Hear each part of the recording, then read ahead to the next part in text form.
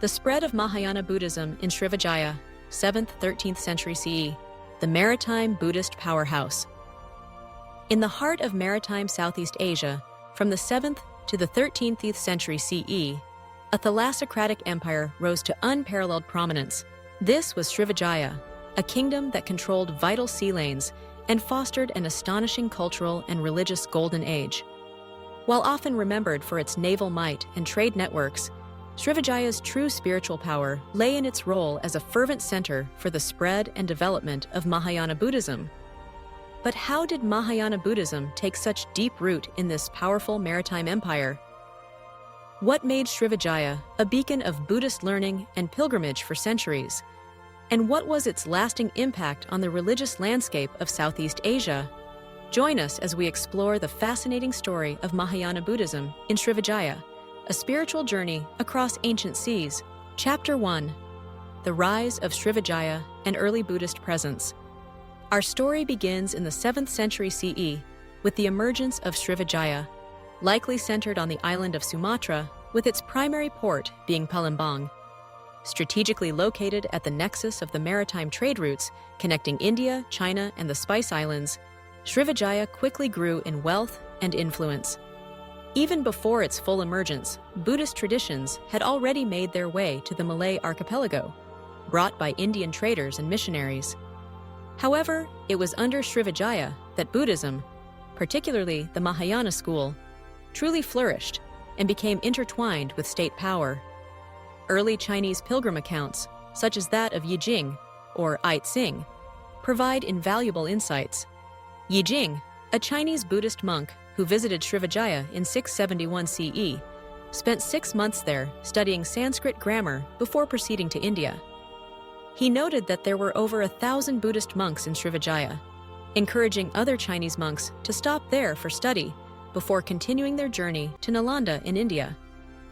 This indicates that by the late 7th century, Srivijaya was already a significant hub for Buddhist learning, equipped with the necessary texts, teachers, and infrastructure to support a thriving monastic community. It was not merely a stopover, but a genuine center of scholarship. Chapter 2: A beacon of Buddhist learning and pilgrimage.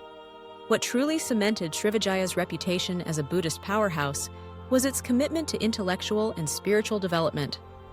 Throughout the 8th to 10th centuries, Srivijaya became an internationally recognized center for the study of Mahayana Buddhism, particularly its esoteric, Vajrayana, aspects, as well as the Sanskrit language and Buddhist philosophy. Renowned scholars and monks from across Asia traveled to Srivijaya. The most famous was Accha Dipamkara Srijnana, an eminent Bengali Buddhist master who would later play a crucial role in the second diffusion of Buddhism in Tibet. Accha spent 12 years, 1011, 1023 CE, studying under the revered Srivijayan master Dharmakirti, also known as Suvarnadvipa Dharmakirti or Sherlingpa, whom he considered his principal guru. This extended stay by a scholar of Atisha's caliber highlights the depth and sophistication of Buddhist scholarship in Srivijaya. Pilgrims and students from China, India, and other parts of Southeast Asia would arrive in Srivijaya to learn and translate Buddhist texts, often staying for years. The sheer volume of Buddhist texts, the presence of respected gurus, and the state's patronage created an environment conducive to deep study and practice. Srivijayan rulers actively supported Buddhist institutions, building monasteries and sponsoring the copying and dissemination of scriptures. Chapter 3: Artistic Expressions of Faith, Stupas and Statues. The profound devotion to Mahayana Buddhism in Srivijaya was not confined to philosophical texts. It was vividly expressed through art and architecture. While large, monumental temple complexes like those in Java, e.g. in Borobudur, are often associated with the Sailendra dynasty, and not directly with Srivijaya proper in Sumatra, evidence of a rich Buddhist artistic tradition within Srivijayan territory is abundant. Archaeological finds across Sumatra and the Malay Peninsula, which was under Srivijayan influence, reveal numerous Buddhist artifacts. These include bronze and stone statues of Buddhas and Bodhisattvas, Particularly common are images of Avalokiteshvara, the Bodhisattva of compassion, highly revered in Mahayana Buddhism. These statues often exhibit characteristics that fuse Indian Gupta-Pala styles with local aesthetics, creating a distinctive Srivijayan art form. Stupas and votive tablets, smaller stupas and clay votive tablets depicting Buddhist deities and scenes, often inscribed with Sanskrit mantras or Pali verses, have been discovered at various sites, indicating widespread Buddhist practice among the populace. Monastery remains, while grand temples akin to Angkor Wat or Borobudur are rare, archaeological evidence points to the existence of numerous monastic compounds that served as centers for study and worship. The artistic expressions were not merely decorative, they served as powerful tools for propagating the Mahayana tenets, making complex philosophical concepts accessible through visual storytelling and inspiring devotion among the faithful. Chapter 4: The Decline of Srivijaya and Buddhist Legacy. By the 11th century, Srivijaya began to face increasing challenges. External pressures, particularly from the powerful Chola kingdom of South India, led to devastating naval raids in 1025 CE, and later, which severely weakened Srivijaya's maritime dominance.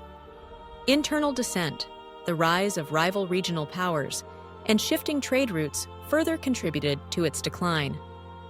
By the 13th century, Srivijaya had largely fragmented, its territories absorbed by emerging powers like the Majapahit Empire in Java. While the political entity of Srivijaya vanished, its spiritual legacy, particularly its role in spreading Mahayana Buddhism, had a lasting impact on Southeast Asia. Srivijaya acted as a crucial transmission belt for Buddhist ideas, texts, and art from India to other parts of the archipelago and mainland Southeast Asia. It helped establish a strong foundation for Buddhist traditions that would continue to flourish in various forms across the region even after its decline. While Theravada Buddhism later gained prominence in many parts of the region, especially mainland Southeast Asia, Srivijaya's promotion of Mahayana Buddhism played a vital role in shaping the early religious landscape of the Malay world. Its influence can still be seen in the historical and cultural connections between the region and India, a spiritual light across the seas.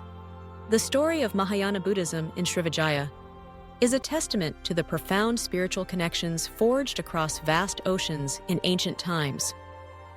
From its emergence as a powerful maritime kingdom, Srivijaya transformed into a revered center of Buddhist learning, attracting scholars and pilgrims from afar. Its legacy, though perhaps less visible in monumental stone than Angkor or Borobudur, is nevertheless deeply etched into the spiritual fabric of Southeast Asia. Srivijaya's role as a beacon of Buddhist thought and a crucial conduit for its spread highlights a golden age of intellectual exchange and deep devotion, reminding us of the intricate ways in which faith, trade, and empire converged in the ancient world. What do you find most compelling about Srivijaya's role in Buddhist history? Share your thoughts in the comments below, and don't forget to like this video and subscribe for more journeys into the depths of ancient empires.